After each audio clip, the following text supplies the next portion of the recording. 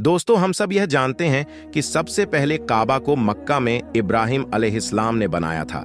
लेकिन यहूदी और ईसाई जो इब्राहिम अलैहिस्सलाम को एक सच्चा पैगंबर मानते हैं, वह सारी इज्जत, सारे एहतराम यरूशलेम शहर को देते हैं और मक्का को सिर्फ एक आम सा शहर कहते हैं और कहते हैं कि मक्का का और इब्राहिम अलैहिस्सलाम का उनके खुदा से कोई भी ताल्लुक नहीं है। लेकिन तौरात में क्लियरली लिखा हुआ है कि मक्का में ही खुदा का घर है। आज से 80 साल पहले हिटलर ने जब नीदरलैंड को फतह किया तो वहां जितने भी यहूदी थे उनको एक लाइन में खड़ा किया और आहिस्ता आहिस्ता इन सारों को एक कमरे में ले जाया गया। जिधर गैस के जरिए इन सारों को आसानी से खत्म कर दिया जाता, उधर खड़े सारे यहूदी अपनी मौत का इंतजार कर रहे थे और इन सब के जुबान पर तौरात का एक ही कलमा था। यहूदी और ईसाई दोनों तनाख जो किताब है उस पर यकीन रखते हैं, या उसे हिब्रू बाइबल भी कहा जाता है। ये बुक ऑफ साम में लिखी हुई है। हालांकि यहूदियों के लिए सबसे इंपॉर्टेंट किताब है और इस तनाख के 3 जरूरी हिस्से हैं। तौरात जो मूसा अलैहिस्सलाम पर नाजिल हुई, नेवियम जो यहूदियों के बाकी पैगंबरों पर नाजिल हुई, और केतुएम इसका एक हिस्सा बुक ऑफ साम में है जो दाऊद अलैहिस्सलाम पर नाजिल हुई, जिसे हम मुसलमान जुबूर के नाम से जानते हैं। साम 84 में लिखा है, जिसका तर्जुमा हम आपको बताते हैं। कितनी खूबसूरत है आपके रहने की जगह, ए अजीम रब। कितने खुश नसीब है वह लोग जो आपके घर में रहते हैं और आपकी इबादत करते हैं और उनका दिल सिर्फ हज की तरफ होता है। जब वह बक्का की खुशकवादी के पास से गुजरते हैं, दोस्तों याद रहे हमने बक्का कहा है, हमने बक्का कहा है, मक्का नहीं कहा। तो जब वो बक्का की खुशकवादी के पास से गुजरते हैं तो वो उस वादी को पानी के चश्मों में बदल देते हैं और वह एक पहाड़ से दूसरे पहाड़ जाते हैं। यहूदियों की इस किताब में क्लियरली लिखा है कि खुदा का एक घर है बक्का की खुश्क वादी में और उसके पास चश्मा भी है, और वहां लोग पहाड़ से पहाड़ की तरफ जाते हैं। और ये क्लियरली काबा की ही बात हो रही है जो कि मक्का में है, जिसके पास जमजम का कुआं है और लोग सफा के पहाड़ से मरवा की तरफ जाते हैं। लेकिन यहां तो लिखा है कि अल्लाह का एक घर बक्का में है। इसका मक्का से क्या ताल्लुक है?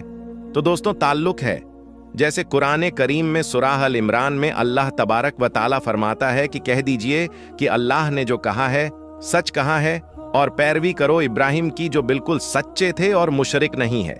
यकीनन पहला घर जो लोगों के लिए बनाया गया अल्लाह की इबादत के लिए वही है जो बक्का में है। बरकत वाला हिदायत का मरकज है सारे जहां के लिए। ऐ किताब वालों, तुम क्यों अल्लाह की आयतों का इनकार करते हो? कुरान में और तौरात में दोनों में ही मक्का को बक्का कहा गया है, क्योंकि बक्का मक्का का ही पुराना नाम है। मुसलमानों का पहला किबला मक्का नहीं बल्कि जेरूशलम का बैतुल मुकद्दस था। एक दिन मदीना में आप सल्लल्लाहु अलैहि वसल्लम मस्जिद में नमाज पढ़ा रहे थे कि अचानक अल्लाह की तरफ से इशारा हुआ और कहा कि जहां भी हो अपना रुख बैतुल मुकद्दस से फेर कर मक्का में काबा की तरफ करो।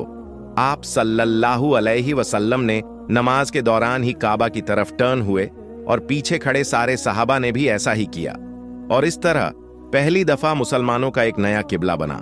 और यहूदियों ने कहा कि मुसलमानों ने अपना असली किबला बैतुल मुकद्दस से छोड़कर पता नहीं कहां से एक नया किबला ईजाद कर लिया है। यहूदियों और हिस्टोरियन दोनों इस बात को मानते हैं कि जेरूसलम में यहूदियों का पहला टेम्पल सुलेमान अलैहिस्सलाम ने आज से 3000 साल पहले बनाया था, जबकि मक्का में काबा को इब्राहिम अलैहिस्सलाम ने बनाया था, जो सुलेमान अलैहिस्सलाम से हजारों साल पहले गुजर चुके थे।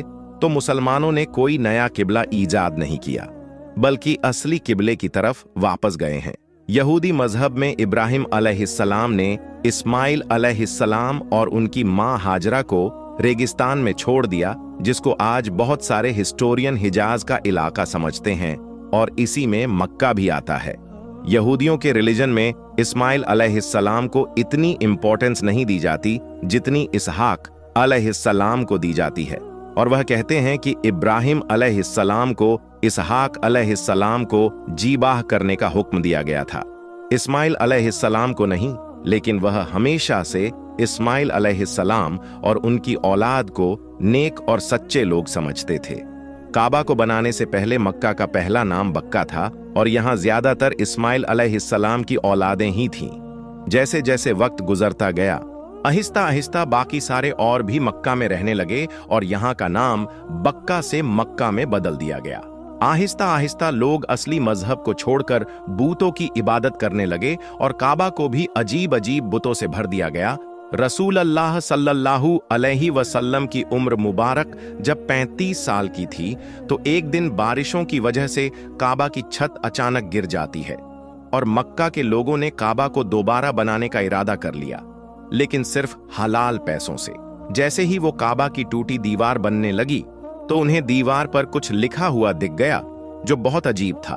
उन्होंने यह पढ़ने की कोशिश की, लेकिन अरबी में नहीं बल्कि किसी और जबान में यह लिखा हुआ था। आखिर एक यहूदी ने आकर उनको बताया कि यह यहूदियों की जबान है और इस पर लिखा है, I am Allah the Lord of बक्का, और ये मैंने तब बनाया जब मैंने आसमान और जमीन और चांद और सूरज को बनाया था, और ये तब तक कायम रहेगा जब तक इसके 2 पहाड़ कायम हैं।